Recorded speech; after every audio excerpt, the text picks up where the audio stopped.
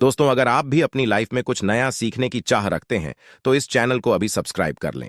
हे दुर्गा माता, आपसे हाथ जोड़कर निवेदन है कि आपके इस वीडियो को जो भी लाइक और चैनल को सब्सक्राइब करे उसके जीवन में कभी दुख दर्द मत आने देना।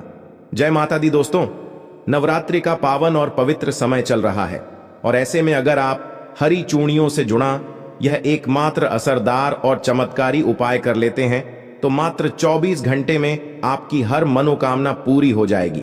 दोस्तों, यह उपाय कलयुग में एकमात्र ऐसा उपाय है जो मात्र एक बार करने से अपना असर दिखाना शुरू कर देता है। दोस्तों, नवरात्रि का पावन पर्व शुरू हो चुका है। ऐसे में हर कोई मां दुर्गा की कृपा पाना चाहता है, पर आज के इस समय में कई ऐसे लोग हैं जो अपनी समस्याओं से परेशान हैं पर उनका निवारण नहीं जानते। इसलिए आज हम आपको गुरु जी द्वारा बताए गए एक ऐसे चमत्कारी उपाय के बारे में बताने जा रहे हैं जिसको अगर आप इस शारदीय नवरात्रि में किसी भी समय कर लेते हैं तो मां दुर्गा आपसे खुश हो जाएगी और आपकी किस्मत चमक जाएगी और आपके घर से तुरंत ही हर प्रकार की गरीबी और हर प्रकार की समस्याओं का नाश हो जाएगा। दोस्तों, यदि आप सही मुहूर्त पर सही क्रिया अनुसार यह उपाय कर लेते हैं तो मान के चलिए आपका भाग्य आपका इस तरह से साथ देगा कि जिस कार्य को भी करेंगे उस कार्य में आपको कामयाबी हासिल होगी। आपका कोई भी सपना होगा वो तो पूरा होगा ही होगा। इसी के साथ दोस्तों, सच मानिए आपके जीवन में आपको एक चमत्कारी और पॉजिटिव बदलाव देखने को मिलेगा। यह चूनी का उपाय आपको जरूर करना चाहिए क्योंकि ये ही एकमात्र ऐसा उपाय है जो कि आपको जल्द से जल्द धनवान और मालामाल बना देगा। इसीलिए इस आसान से असरदार उपाय को जानने के लिए वीडियो को आखिर तक जरूर देखें। और दोस्तों, अगर आप भी अपने जीवन में माता रानी की कृपा पाना चाहते हैं तो वीडियो को लाइक करके कमेंट में जय माता दी लिखना न भूलें। नवरात्रि में मां दुर्गा के 16 श्रृंगार किए जाते हैं। साथ ही विवाहित महिलाएं भी इन दिनों में अच्छे से सज धज कर मां की पूजा करती हैं। मां दुर्गा के 16 श्रृंगार में फूलों का श्रृंगार भी एक है। इसे काफी शुभ माना जाता है। कहते हैं फूलों की महक मन को ताजगी देती है, घर में सकारात्मकता का विकास होता है। ऐसी मान्यता है कि इससे घर में सुख और समृद्धि आती है और अखंड सौभाग्य का वरदान भी मिलता है। यही वजह है कि भारतीय संस्कृति में 16 श्रृंगार को जीवन का अहम और अभिन्न अंग माना गया है। नवरात्रि में मां को 16 श्रृंगार का चढ़ावा चढ़ाने के अलावा महिलाओं को भी इस दौरान 16 श्रृंगार जरूर करना चाहिए। ऋग्वेद में भी सौभाग्य के लिए 16 श्रृंगारों का महत्व बताया गया है। 16 श्रृंगार में मौजूद हर एक श्रृंगार का अलग अर्थ है। बिंदी को भगवान शंकर के तीसरे नेत्र से झोंककर देखा जाता है। वही सिंदूर सौभाग्य और सुहाग की निशानी होती है। महावर और मेहंदी को प्रेम से झोंककर देखा जाता है। काजल बुरी नजर से बचाता है। मां का 16 श्रृंगार करने से घर और जीवन में सौभाग्य आता है। जीवन में खुशियां ही खुशियां आती हैं और जीवन साथी का स्वास्थ्य अच्छा बना रहता है।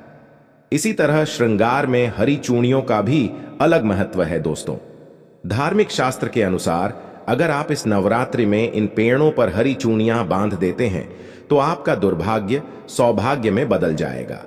कैसी भी आपकी गरीबी हो, कैसी भी आपकी परेशानी हो, कष्ट हो, तकलीफ हो, जीवन में जो समस्याएं चली आ रही हैं वह सारी समस्याएं समाप्त हो जाएंगी। और केवल नवरात्रि के दिनों में ही अगर आप यह उपाय करते हैं और चूनी अगर इनमें से किसी भी वृक्ष पर बांध देते हैं तो आपकी जन्म जन्मांतर की गरीबी मिट जाएगी और एक ही बार उपाय करने से आपकी हर मनोकामना पूर्ण हो जाएगी। तो दोस्तों, वह वृक्ष कौन से हैं और वह उपाय क्या है, आइए जानते हैं। दोस्तों, प्रथम वृक्ष है शमी का वृक्ष। शमी के वृक्ष के बारे में ध्यान से सुनिए। शमी का वृक्ष माता पार्वती एवं भगवान भोलेनाथ जी का मिश्रित रूप कहा जाता है। दोस्तों, शमी के वृक्ष को उमा महेश्वर भी कहा गया है और नवरात्रि के दिनों में शमी के वृक्ष पर माता पार्वती और भगवान भोलेनाथ जी का वास माना जाता है।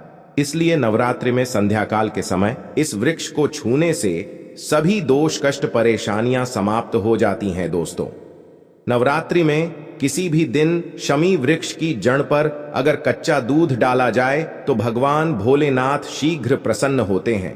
एवं माता पार्वती जी का खूब आशीर्वाद प्राप्त होता है। दोस्तों, श्रमिक का वृक्ष जिस घर में लगा होता है उस घर में कल्याण हो जाते हैं और सभी प्रकार के भौतिक सुखों की प्राप्ति होती है।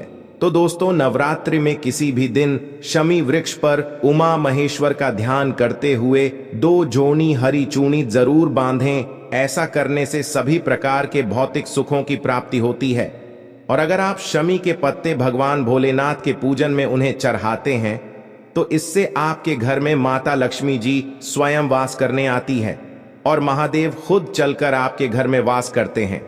और आपकी कैसी भी दर्द रहता हो, कैसी भी गरीबी हो, कैसी भी परेशानी हो, सब समाप्त हो जाती है। दोस्तों, दूसरा वृक्ष है धतूरे का वृक्ष। दोस्तों, धतूरे का वृक्ष भगवान शिव का रूप माना गया है। यह वृक्ष पर स्वयं काल भैरव के अंश से उत्पन्न हुआ है, ऐसा माना जाता है। दोस्तों, शिवलिंग पर धतूरे का पत्ता पुष्प चढ़ाने से राहु केतु के दुष्प्रभाव से बचे रहते हैं। और दोस्तों, आप नवरात्रि में किसी भी दिन धतूरे के वृक्ष पर अगर 2 जोनी हरी चूनी बांधते हैं तो आपको शत्रु से छुटकारा मिलता एवं शत्रु का सर्वनाश होता है। इसलिए दोस्तों, धतूरे का वृक्ष आपको अपने आसपास कहीं पर भी मिल जाएगा। तो इस वृक्ष पर आपको 1 जोनी या फिर 2 जोनी हरी चूनियां जरूर बांध कर आनी है। दोस्तों, तीसरा वृक्ष है बेलपत्र यानी बेल का वृक्ष। दोस्तों, इस वृक्ष पर स्वयं महादेव और माता पार्वती वास करती है। तो नवरात्रि में किसी भी दिन एक थाली में आप हरी चूनी ले लें और जितनी भी श्रृंगार की चीजें हैं ये ले लें। और अगर आप एक लाल फीते या एक हरे फीते के सहारे हरी चूनी को ले जाकर इस वृक्ष पर बांध देती है तो फिर देखिए कैसे चमत्कार होता है। आपकी कैसी भी मनोकामना हो, कैसी भी इच्छा हो, भगवान भोलेनाथ एवं माता पार्वती तुरंत पूरी कर देते हैं। दोस्तों, अगर आप इस वृक्ष पर चूड़ियां नहीं बांध सकती तो आप क्या करें कि आपके आसपास कहीं पर भी अगर मदार का वृक्ष मिल जाए तो आप मदार के वृक्ष में भी 1 जोना हरी चूनी जरूर बांधें, क्योंकि इस वृक्ष पर भी स्वयं महादेव वास करते हैं। अगर आपको यह भी नहीं मिलता तो आप केले के वृक्ष में इस बांध सकती है, क्योंकि इसमें मैं भी स्वयं भगवान विष्णु निवास करते हैं और माता लक्ष्मी जी वास करती है। तो आप जरूर जाकर 1 जोना हरी चूनी बांधें और कैसी भी मनोकामना हो, कैसी भी परेशानी हो, वो तुरंत पूरी हो जाएगी। वहीं दोस्तों, अब हम आपको इस नवरात्रि में लौंग से जुड़े कुछ चमत्कारी उपाय के बारे में बताने जा रहे हैं, जिनको करने से आपकी सोई किस्मत जाग उठेगी। घर में क्लेश दूर करने के लिए, जिस घर में हमेशा लड़ाई झगड़ा होता रहता है और क्लेश रहता है, वहां एक पीला कपड़ा लेकर उसमें 1 जोनी लौंग बांधकर घर के किसी कोने में लटका दें। इससे आपके घर में सुख शांति आएगी, घर में सुख शांति का माहौल बना रहेगा। नौकरी में सफलता। आजकल के समय में हर किसी को रोजगार या नौकरी की तलाश है। काफी समय प्रयास करने के बाद भी जब असफलता हाथ लगती है तो इंसान मायूस हो जाता है। नौकरी में सफलता प्राप्त करने के लिए नवरात्रि के दौरान प्रतिदिन 7 बार लौंग का 1 जोना अपने सिर से उतारकर मां दुर्गा के चरणों में अर्पित करें। इस उपाय से नौकरी संबंधी समस्याएं दूर हो जाएंगी। घर की नकारात्मक को दूर करें। अपने घर में प्रतिदिन 1 जोनी लौंग कपूर के साथ जलाने से आपके घर में पनप रही नकारात्मकता को दूर कर देगा। मान्यता है कि इसे प्रतिदिन करने से जरूर लाभ मिलता है और घर से नकारात्मकता दूर हो जाती है। घर से बीमारी दूर करने के उपाय। यदि आपके घर में लगातार कोई बीमार रहता है तो नवरात्रि में किसी भी दिन तवे पर 7 लौंग जलाकर घर के किसी कोने में रख दे।